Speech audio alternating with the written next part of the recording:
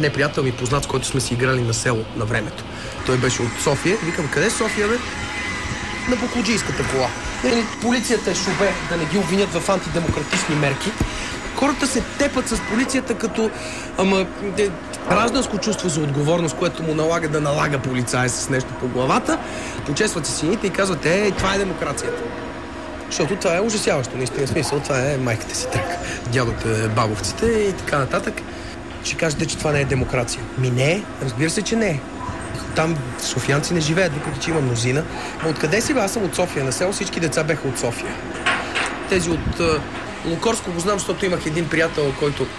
Ако ние софиянци, ние ще протестираме с палки, но няма да им се сърдим, че и те ще ни отвръщат с палки. Та разбираш ли? В смисъл, този беше такъв, които живеят и работят, които работят в София. Разбираш ли? Той идва, купува си баничката и фърля хартията в същата кофа за буклук и да се усмихвайте. Да отидат да го бият него.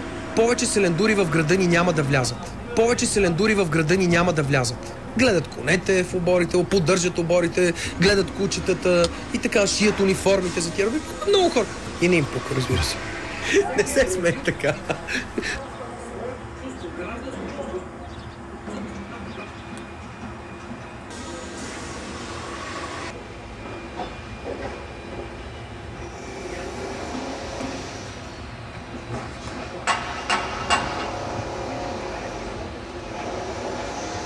Живея в планината и там при мен буклук няма, защото което може се изгаря, което не може